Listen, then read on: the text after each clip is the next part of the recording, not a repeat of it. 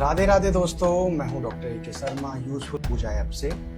और जैसा कि आप आचार्य जी को जानते हैं, आचार्य जी हमारे साथ हैं। आज अभी जैसे कि चल रहा है, पुरुषोत्तम मास चल रहा है, अधिक मास जिसे बोलते हैं। और पीछे हमारी इसके बारे में डिस्कस हुआ था कि इस मास में जो भी कार्य हमारे द्वारा किए जाते हैं उसका उससे ज़्यादा फल हमें मिलता है, चाहे वो पुण्य के लिए किया गया हो या पाप के लिए किया गया हो।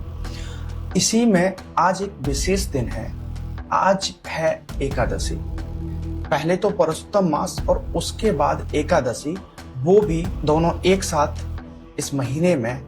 तो इसका जो फल है या इसका जो हमें इससे जो फल प्राप्त होगा और क्या इसके मायने हैं, उसके बारे में हम आचार्य जी से बात करेंगे। आचार्य जी, स्वागत है आपका। जय श्री राधे। मैं आचार्य वेदमणि तिवारी पुनः यूजफुल पूजा ऐप में आप सबके समक्ष में उपस्थित हुआ। बहुत अच्छा आपने प्रश्न किया, जन कल्याणार्थ आपने प्रश्न किया। और पीछे जो हमारी आपकी बात हुई थी कि जो यह पुरुषोत्तम मास है, इस पुरुषोत्तम मास में जो भी हम कोई पुण्य कर्म करते हैं चाहे पाप कर्म करते हैं, उसका 4 गुना फल मिलता है।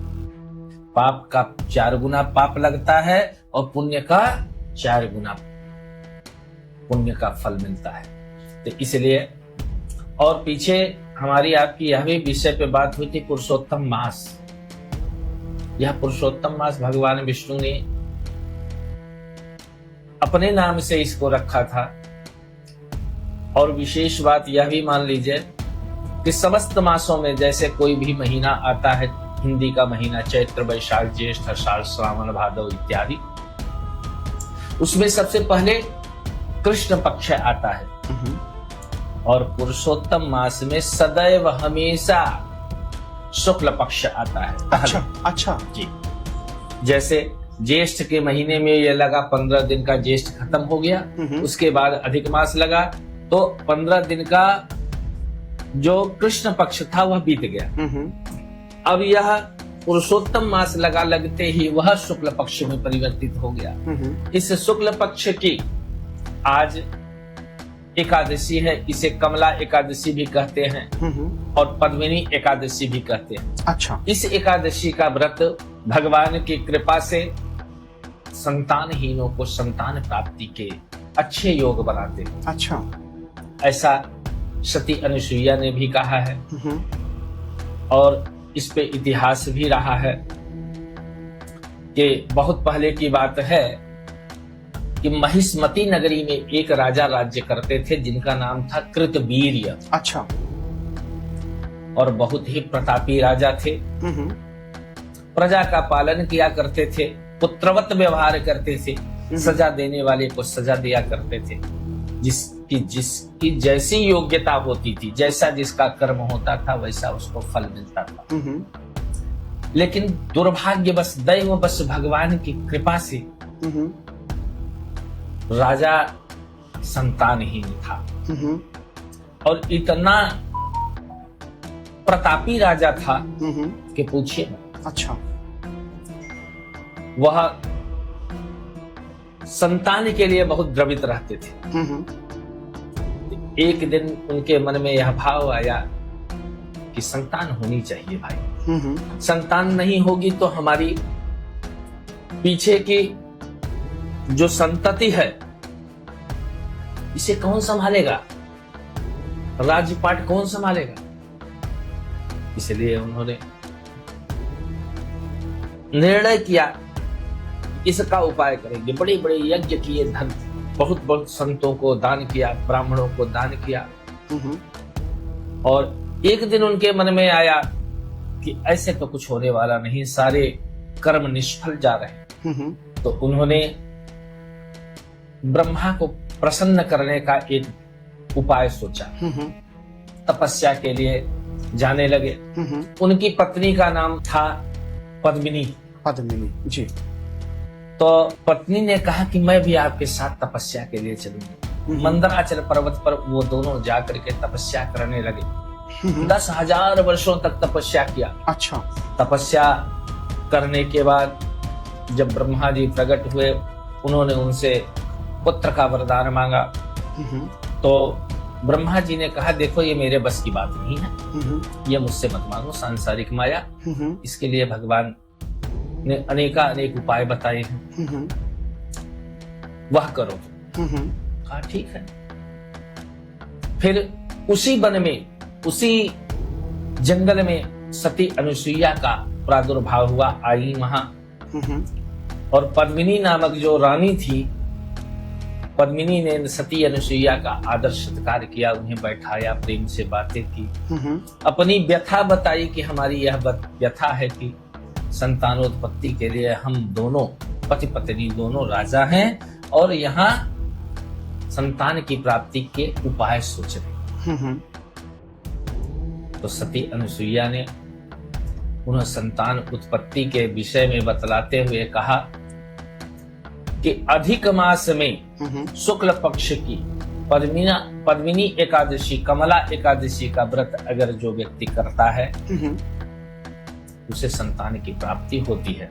अच्छा। इसमें उन्होंने विधान भी बताया कि इस एकादशी में व्रत करने का जितना फल है उससे 10 गुना परोपकार करने का फल है। अच्छा। दान करने का फल है। तो अगर ऐसा आप करती हैं, भगवान विष्णु की पूजा करें। उस पे उन्होंने विधान बताया कि एक कलश रखें, कलश पे भगवान विष्णु की प्रतिमा रखें, उसकी विधिवत पूजन करें और जितना हो सके रात्रि जागरण करें, कीर्तन करें। कलो कीरेण कीर्तनम, कलयुग में कीर्तन करने से भगवान बहुत प्रसन्न। इसलिए आप ऐसा करें तो भगवान की कृपा से आपको संतान की प्राप्ति होगी। उन्होंने भी सोचा ठीक है, ऐसा इन्होंने बताया। दैववश यह जो पुरुषोत्तम मास है 32 महीने के बाद आता है। 32 महीने, 32 महीना, 3 साल पूरा नहीं होता, उससे पहले ही यह आ जाता है। जैसे उदाहरणार्थ देख लीजिए, पहले पिछले बार जब आया था तो यह सावन के महीने में आया था जी। तो 3 महीने पहले आया ना, जेठ के महीने। जी जी जी जी। ठीक उसी प्रकार से यह 32 महीने बाद आता है। तब पुरुषोत्तम मास आया और कमला एकादशी का विधि पूर्वक राजा और रानी ने व्रत किया, दान किया, उद्यापन किया। तब भगवान की बहुत बड़ी कृपा हुई, उनको एक पुत्र रत्न की प्राप्ति हुई और वह पुत्र कैसा महान वीर, उसका नाम रखा गया, पिता का नाम था कृतवीर्य और उसका नाम रखा गया कीर्तिवीर्य। कीर्तिवीर्य जी जी। और वह महाप्रतापी राजा निकला। एक समय ऐसा भी आया, इसी कथा में यह प्रसंग आता है, प्रसंग तो बहुत बड़ा है जी, कि वह कीर्तिवीर जो राजा था, राजा का पुत्र, वह रावण को बंदी बना करके अपने घर में रखा। अच्छा। हाँ। आचार्य जी, हमें जहाँ तक पता है बाली होते थे, जिन्होंने बाली एक हुए थे। हाँ जी, उन्होंने श्री राम के हाथों वेदवती को प्राप्त हुए थे। उन्होंने शायद रावण को बंदी बनाया था। उसके सिवा ये भी थे जिन्होंने रावण को बंदी बनाया था। जी। तो रावण के जो पिता थे पुलस्त्य ऋषि, उन्होंने हाथ जोड़ करके कृतवीर से कहा कि हमारे पुत्र को छोड़। तो यही एक प्रश्न आया, खड़ा हुआ कि रावण तो इंद्र आदि समस्त देवताओं को बंदी बना करके अपने यहाँ रखता था और रावण को बंदी बनाने वाला यह कौन राजा आया? हाँ। जैसे आपने कहा, ये मैंने सुना था कि बाली के बारे में जी। तो वह कीर्तिवीर जो था जी, वह भगवान का अंश था। अच्छा। भगवान का अंश था, इतना प्रतापी हुआ भगवान की कृपा से। और वह पद्मिनी कमला एकादशी के प्रताप से उसका जन्म हुआ था, इसलिए वह प्रतापी था। तो यह सब संभव हो पाया तो कमला एकादशी के प्रभाव से, पद्मिनी एकादशी के प्रभाव से और भगवान की कृपा से। रावण को बंदी बना जब रखा तो उसके पिता पुलस्त्य ऋषि आकर के उससे क्षमा याचना की कि हे राजन, मेरे पुत्र को छोड़ो। अच्छा। तब उन्होंने उसको छोड़ा और यह आगे चल करके बहुत ही प्रतापी राजा बने। अपने राज्य का प्रजा का पालन पोषण अच्छे से करते रहे। यह सब अधिक मास की पद्मिनी एकादशी के प्रभाव से हो पाए। अच्छा। और आगे मैं यह कहूंगा कि समस्त जीव को अगर 24 एकादशियों का व्रत नहीं कर पाया कभी कोई बात नहीं है, लेकिन पद्मिनी एकादशी और जो शुक्ल पक्ष और कृष्ण पक्ष की अधिक मास की एकादशियां आएंगी, इनका अवश्य व्रत करना चाहिए। अच्छा। अगर दैववश हमने यह भी देखा है किसी न किसी कारणवश, मैं अपना अनुभव बता रहा हूँ यहाँ, जी जी, कहीं लिखित बातें नहीं बता रहा हूँ, मैं अपना आत्मा अनुभव बता रहा हूँ कि व्यक्ति को व्रत करवाने में परमात्मा का भी बड़ा बड़ा सहयोग होता है। जी।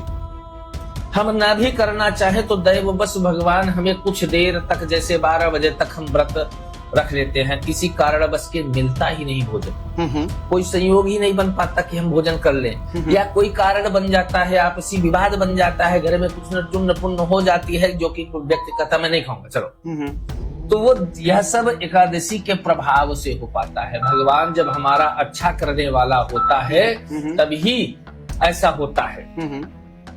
इसलिए सभी को चाहिए कि एकादशी का व्रत अवश्य करना चाहिए। अच्छा, एकादशी का व्रत बिल्कुल देखिए दोस्तों, एकादशी का अपना अलग ही महत्व है, और जो लोग एकादशी का व्रत करते हैं वो भगवान विष्णु को जो मानने वाले होते हैं, जिनके भगवान विष्णु आराध्य होते हैं, वो ये व्रत करते हैं। और इस व्रत में चावल खाना वर्जित है। इस दिन मतलब रात के 12 बजे से स्टार्ट होता है, और अगले दिन जैसे कि कभी शादी या लेट नाइट कुछ पार्टियां होती हैं जहाँ पे हम लोग भोजन वगैरह करते हैं, तो जो लोग पूरी तरह से इस व्रत को फॉलो करते हैं वो लोग उस रात यानी एक दिन पहले रात के 12 बजे से और दिन के समापन पर यानी रात के 12 बजे तक, जब तक वो घड़ी का जो अगली तिथि नहीं लग जाती तब तक वो चावल खाने से परहेज करते हैं। ऐसा इस व्रत का विधान है। सिर्फ इस व्रत में, एकादशी के व्रत में एक मंदिर है जो हमारे इसी हिंदुस्तान में है, और वो मंदिर है दोस्तों, गैस करिए वो मंदिर कहाँ है, फिर मैं आपको बताता हूँ। उस मंदिर में क्या होता है कि कोई भी दिन रहे, कुछ भी रहे, वहां पे हमेशा खिचड़ी का ही प्रसाद मिलता है। और दोस्तों इत्तेफाक देखिए, वो भगवान विष्णु का ही मंदिर है। वो जो विष्णु को मानने वाले हैं, जो कृष्ण को मानने वाले हैं, उसी पंथ, उसी समुदाय का मंदिर है। और वो मंदिर है दोस्तों, मैं आपको हिंट दे देता हूँ, उड़ीसा में पुरी के अंदर जो मंदिर है, वहाँ पे कोई भी दिन रहे, साल के हर दिन, हर जो दिन होता है हफ्ते का, साल का, उस दिन जो प्रसाद में वहाँ खिचड़ी बनती है और चावल का ही भोग लगता है। तो ऐसा कहते हैं कि ये जो एक इस व्रत को करने वालों का जो एक परिधारणा है वो वहाँ पे नहीं मान्य होती, वहाँ भगवान विष्णु को उसी का प्रसाद भोग लगाया जाता है। जी आचार्य जी, बहुत सही आपने बताया। जगन्नाथ जी में प्रतिदिन चावल का ही भोग लगाया जाता है, और वहां एकादशी को उल्टा लटका के टांगा जाता है। अच्छा, क्योंकि एकादशी को भगवान ने बनाया है। नियम, जैसे आज कहते हैं ना, नियम बनाया तो है लेकिन अपने लिए थोड़ी। जी। जैसे तीर्थों का राजा बना दिया प्रयागराज को। जी। समस्त तीर्थों के राजा बना दिए गए प्रयागराज। जी। प्रयागराज को कर देने के लिए समस्त तीर्थ साल में एक बार माघ के महीने में, माघ मकर रविगत जब होई, तीर्थ पति आव सब कोई, समस्त तीर्थ आकर के वहां कर देने आते हैं। जैसे आज इनकम टैक्स लगता है हमें, आपको महीने में, वो साल में 1 मार्च का क्लोजिंग का महीना दुनिया कहती है ना। जी। तो दोस्तों ये है प्रभु की माया। और यहाँ पे दोस्तों कुछ नया नहीं है, कुछ अलग नहीं है, सब कुछ पुराना ही है।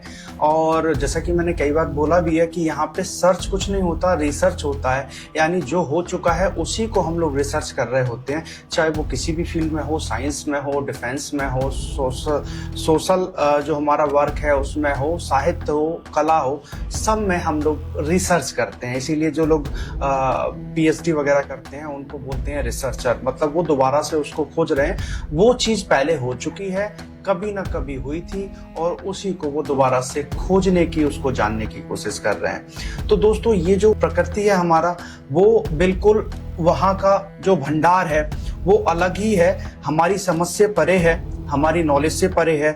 और यहाँ ज्ञान का, यहाँ खजानों का, यहाँ मेटल का, यहाँ जिस चीज का आप नाम लेते हैं उसका भंडार है, वो हमारी समझ से परे है। जरूरत है हमें खोजने की, जरूरत है हमें पहचानने की। अगर हम ज्ञान की ही बात करें तो ज्ञान भी हमारे अंदर है। दोस्तों एक चीज आपने नोटिस की होगी कि आप जिस विचारधारा से प्रेरित हैं या आप जिस विचारधारा को अपनाते हैं या जो काम आप करते हैं, आपको वैसे ही ख्याल, वैसे ही विचार आपके मन में आते हैं। दोस्तों आप किसी का बुरा सोचना स्टार्ट करिए, आप एक दो बार किसी के बारे में बुरा सोचिए, आपको नए नए ख्याल आएंगे वो बुराई करने के, आपको नए नए ख्याल आएंगे कैसे उसको डिफीट कर सकते हैं, कैसे उसको मात दे सकते हैं। ये सारे आप विचार करिए, कुछ रिसर्च करने की, आपको नए नए तरीके आएंगे जो आपने कभी सोचा नहीं होगा, कभी पहले देखा नहीं होगा, आपको पता नहीं होगा। तो जैसे हम लोग करते हैं वैसे विचार हम लोगों के अंदर आते हैं। दोस्तों इसी से प्रेरित है आजकल हमारा डिजिटल प्लेटफॉर्म। जैसे हम लोग कई बार क्या होता है कि हम लोग घर में बात कर रहे होते हैं कि हमें पर्टिकुलर ये चीज खरीदना है, ये चीज पसंद है, या किसी पर्टिकुलर टॉपिक के बारे में। जब आप अपना मोबाइल उठाते हैं, आप किसी भी प्लेटफॉर्म पे जाएंगे, उससे रिलेटेड जो एड्स हैं, उससे रिलेटेड जो सामग्री है वो आपको दिखने लगेगी। सेम थिंग दोस्तों, अगर आप किसी तरह की कोई भी वीडियो स्क्रॉल करते हैं, कोई भी वीडियो देखते हैं, कोई भी पिक्चर देखते हैं, कोई व्यू करते हैं किसी जो इमेज है, आप अगर अपने मोबाइल पे, अपने कंप्यूटर पे, जो आजकल ये डिजिटल वर्ल्ड है, जो नेट का ज़माना है, इसमें जो चीज़ अपने सिस्टम पे देखना चाहते हैं, एक दो बार देखिए दोस्तों, उसी से रिलेटेड ही सामग्री आपके सामने वो नेट या वो प्लेटफॉर्म परोसना स्टार्ट कर देता है। दोस्तों इसको कहते हैं मशीन लर्निंग। मशीन लर्निंग हालांकि ये हमारा टॉपिक नहीं है, मैं आपको बताने की कोशिश कर रहा हूँ कि जिस तरह के विचार हम लोगों के अंदर आते हैं, उसी तरह की चीजें हमारा माइंड हमें आगे करने लगता है, क्योंकि उसको पता है कि हम ये सोच रहे थे, मतलब उस तरह की चीज की हमें जरूरत है, उस तरह की सामग्री हमें चाहिए। तो आपका जो माइंड है वो उसी चीज को आपके सामने, आपके माइंड में फोर्स करके आगे परोसना स्टार्ट कर देता है कि आप ये कर सकते हैं। सेम थिंग ये जो है नेट पे और मशीनरी में, कंप्यूटर में, इस तरह की चीजों, सामग्री में यूज होता है कि जो अगर आप कोई ड्रेस देखते हैं तो आप देखेंगे कि जितने भी प्लेटफॉर्म खोलेंगे वहां ड्रेस से ही रिलेटेड ऐड आपको दिखेंगे।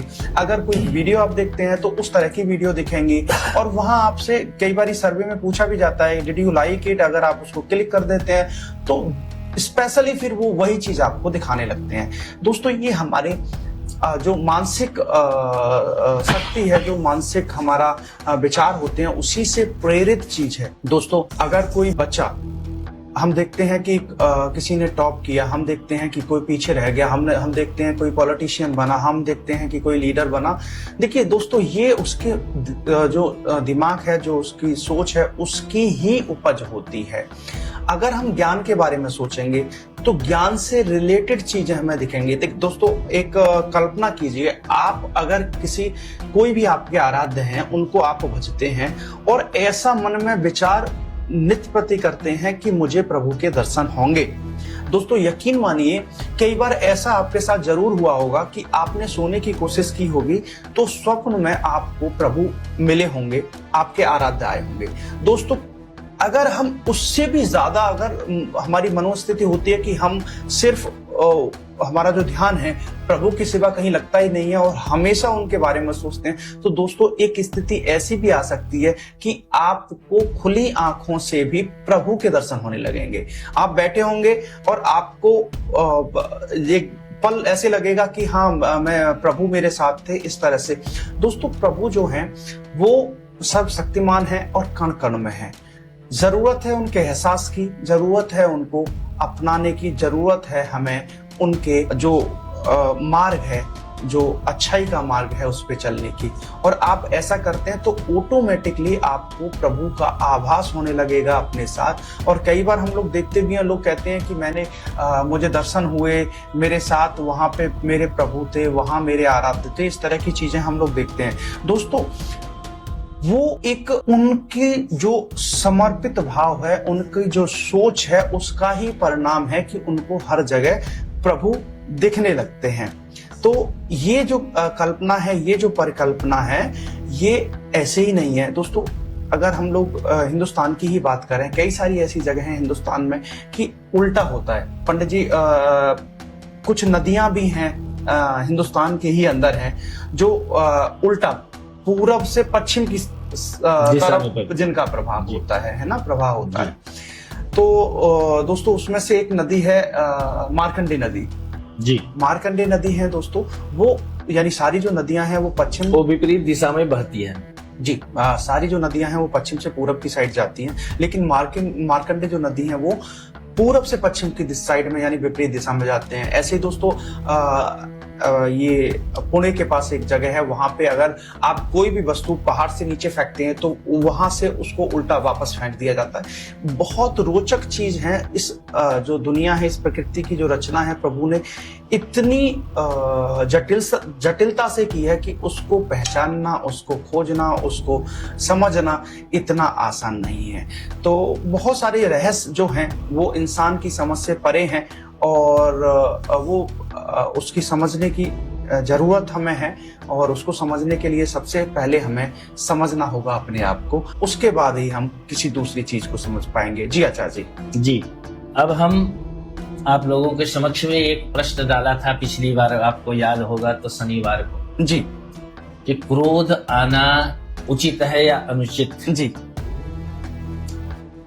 तो उसमें कमेंट में भी आया होगा, लेकिन मेरा यह मानना है कि सदैव हमें सुख ही सुख मिलता रहेगा, तो दुख को हम भूल जाएंगे, दुख को भूल जाएंगे तो परमात्मा को भूल जाएंगे, परमात्मा को भूल जाएंगे तो वो दुख के बाद सुख आएगा नहीं जी। इसलिए दुख का आना अति आवश्यक है। दुख आएगा तो परमात्मा की याद बनी रहती है, पहली बात। और क्रोध की बात यहाँ आती है जी। तो क्रोध वह अग्नि है जो कि हमारे अंदर विकार जो पैदा होते हैं, उन विकारों को जलाने के लिए है। अत्यधिक क्रोध का आना वह विनाश का कारण बनता है। जैसे क्रोध को अग्नि कहा गया है, क्रोधाग्नि भी कहा जाता है जी। अगर हमारे घर के अंदर अग्नि किचन तक रहे जी, तो खाना पका करके बढ़िया बढ़िया स्वादिष्ट भोजन देती है जी। वही अग्नि अगर किचन से फैल करके बाथरूम और होते हुए बेडरूम तक, पूरे शरीर, पूरे घर तक फैल जाती है, तो वह अग्नि विशाल रूप धारण कर लेती है। इसलिए तब वह विनाश करती है। इसलिए हमें आपको चाहिए कि क्रोध आए क्षण मात्र के लिए आए, और वह तुरंत ही समस्त चीजों को, गलत चीजों को, निगेटिव जो हमारी ऊर्जा है उसको जलाए और चली जाए। क्रोध का आना उतना ही आवश्यक है जितना कि हमें आपको समय समय पे भोजन। वह क्रोध जो है हमारे आसपास की दुर्व्यवस्थाओं को जला करके खत्म करने के लिए आती है। अर्थात जैसे हम आप अपने बच्चे के साथ बैठे हैं, बच्चा गलत कर रहा है और हमारे पास ऑप्शन है कि हम इसको डांटें जी। अगर प्यार से भी डांटने का प्रयास करिए तो डांट के आप उसको सुधार नहीं सकते। क्रोध के साथ उसे डांटेंगे तो वो बच्चा दोबारा वैसी गलती नहीं करेगा। इसलिए यह तो हमारा प्रश्न का उत्तर रहा। और आज आगे मैं आपको बताना चाहूंगा कि एक जन हमें अभी मिले थे परसों भैया, उन्होंने एक प्रश्न डाला मेरे सामने कि ऑनलाइन पूजा यह क्या है? पूजा भी ऑनलाइन, उसका फल मिलता है? तो मैंने उनको अच्छे से समझाने का प्रयास किया और समझे भी वो। वह यह कि कोई भी पूजा हो, कोई भी पाठ हो, कोई भी धार्मिक कृत्य हो, जिसमें आप इंडिया में हो, विदेश में हो, भारत के किसी कोने में आप बैठे रहें, कहीं से भी किसी पंडित जी से भी आप उस पूजा को संपन्न करा सकते हैं। उसमें केवल और केवल आपका नाम, आपका गोत्र का नाम, आपके परिवार में सपत्नीक है, पत्नी का नाम इतना होना अति आवश्यक है। यह देखना है आपको कि ऑनलाइन पूजा में भी यह नाम उच्चारण हमारे किए जा रहे हैं कि नहीं, और किस पर्पस से यह पूजा हो रही है उस पूजा के बारे में भी समझने का प्रयास करें। अर्थात मेरे कहने का पूरा मतलब यह है कि संकल्प ही ध्यान से सुने। संकल्प को ध्यान से सुनेंगे तो आपकी समस्त मनोकामना उसी संकल्प में बताई जाती है। और संकल्प साधारण चीज नहीं है। प्रभु की संकल्प कर लेने मात्र से द्वारिका का निर्माण हो गया। केवल संकल्प कर लेने मात्र से ही भगवान बहुत कुछ कर सकते हैं। तो हमारा संकल्प अच्छा हो। संकल्प मतलब यह सीधी भाषा में मान लीजिए कि नींव, किसी बिल्डिंग को बनाने के लिए उसकी नींव दी जाती है। नींव जितनी मजबूत डाली जाएगी उतना ही मजबूत उस पे बिल्डिंग आगे ऊपर 10 मंजिल, 25 मंजिल, 50 मंजिल तक जा सकती है।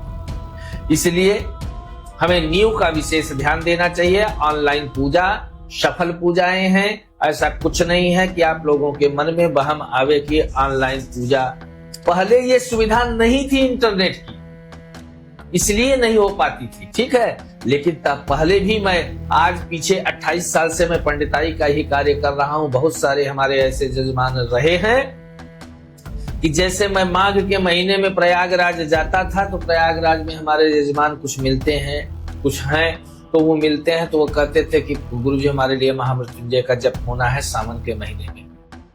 तो मैं उनसे उसी समय संकल्प लेकर के चावल, उनका नाम लिख करके, कुछ दक्षिणा रखवा करके लेकर के आता था और सावन के महीने में उनका महामृत्युंजय का जप होता था। और तब फोन की सुविधा नहीं हुआ करती थी, तब की बात बता रहा हूँ जी। तो उनको महामृत्युंजय का मंत्र उनका पूरा हुआ, हवन किया। हवन करने के बाद प्रसाद और नारियल का गोला उनके घर पहुंचाने का पूर्ण प्रयास किया। अगर पहुंच गया तो अच्छी बात, नहीं पहुंचा तो भी अच्छी बात। तो उनका कल्याण हुआ, उनका सारा समस्त मनोकामना पूर्ण हुई। इसलिए ऑनलाइन पूजा में कोई दोष नहीं है। समस्त पूजा ऑनलाइन हो सकती है, लेकिन सभी से मेरा यह निवेदन होगा कि पितृ कर्म जो हैं उसे ऑनलाइन न जोड़ें। जैसे आप मेरे माध्यम से अपने भगवान को प्रसन्न कर सकते हैं, आप अपनी समस्या का समाधान पा सकते हैं, आप अपनी कुंडली के आधार पर जो ग्रह खराब हो उनको ठीक कर सकते हैं। लेकिन मैं आपके पितरों को नहीं जानता। आपके पितर किस चीज से प्रसन्न होते थे, किस चीज को वो ज्यादा खाना पसंद करते थे, कौन सी बातें उनको अच्छी लगती थी, कौन सा बेटा उनको ज्यादा प्रिय हुआ करता था, यह तो आप ही जानेंगे। इसलिए पितृ कार्य को स्वयं करें और पूजन कार्य को किसी ब्राह्मण से ही करवाएं। इसी में आचार्य जी ने आपको जो बताया, एक देखिए दोस्तों, बिल्कुल ऑनलाइन पूजा जो है वो ऑनलाइन माध्यम से आजकल पूजा हो सकती है। और आचार्य जी ने इसका एक सुंदर उदाहरण भी दिया। बशर्ते आजकल आपको जरूरत है कि जहां से आप पूजा करवा रहे हैं, क्या वो प्लेटफॉर्म आपकी पूजा उस तरह से कर रहा है या सिर्फ बुकिंग लेके आपको प्रसाद ही भेज रहा है। इस तरह की चीजों पे अगर हम लोग बात करेंगे तो इस पे भी हम कभी एक डिबेट करेंगे। बिल्कुल आचार्य जी से उनके विचार जानेंगे। आप पूजा करवा रहे हैं, आप अर्चना कराते हैं, आप कोई आराधना कराते हैं, दोस्तों ये वैसे ही है जैसे आपका प्रभु के ऊपर विश्वास।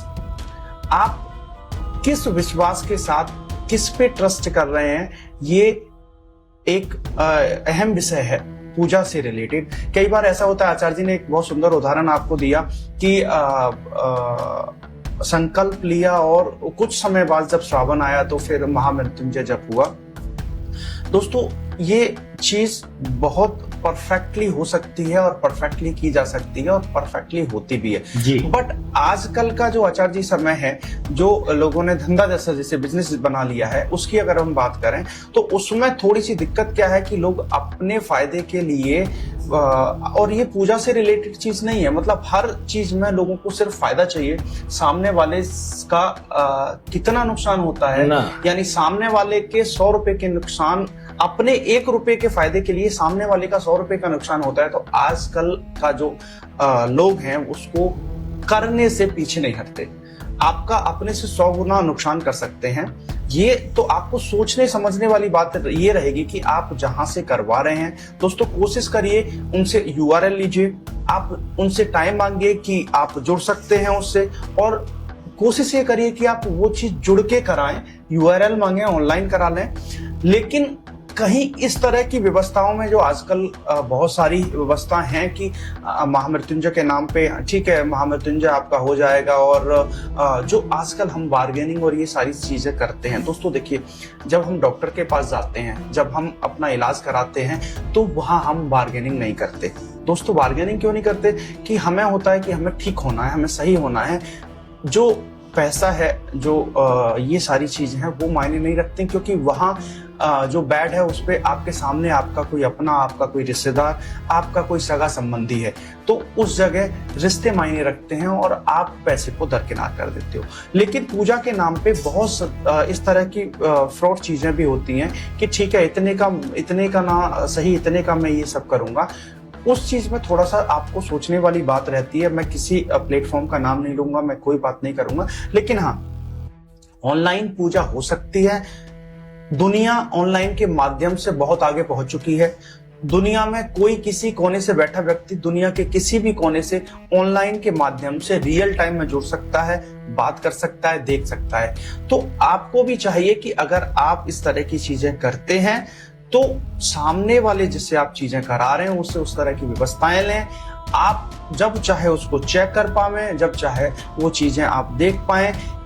फॉर्मेलिटी नाम की चीज कराने से कोई फायदा नहीं होगा, क्योंकि फॉर्मेलिटी तो हम हॉस्पिटल में भी करा सकते हैं। ठीक है, अपॉइंटमेंट लिया, हम डॉक्टर को दिखाने ही नहीं जाते, अपॉइंटमेंट तो लिया था, फीस दे दी तो पास हम लोग सही हो जाएंगे, लेकिन वो पॉसिबल नहीं है। तो पूजा में भी थोड़ा सा ध्यान देने की जरूरत है। अभी दोस्तों समय की बाध्यता होने की वजह से मैं आचार्य जी से आज का जो उपाय है वो जानने की कोशिश करता हूं, क्योंकि दोस्तों आचार्य जी लेके आते हैं एक नया उपाय हमारे लिए। उसके बाद हम आपसे विदा लेंगे। जी आचार्य जी।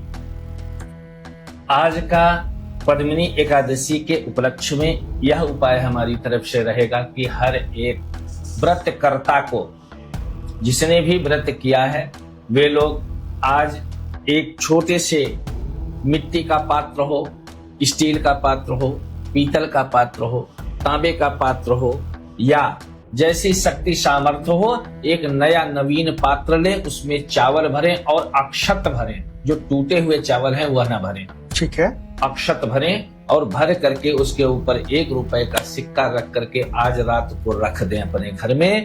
और अगले दिन एकादशी का व्रत पूर्ण करने से पहले उसे किसी मंदिर में किसी ब्राह्मण को दान करके तब ही अन्न खावें।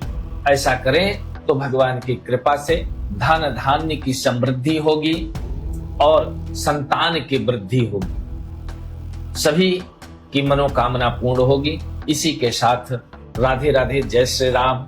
बहुत अच्छा, बहुत सुंदर उपाय हमारे आचार्य जी ने आपको बताया दोस्तों।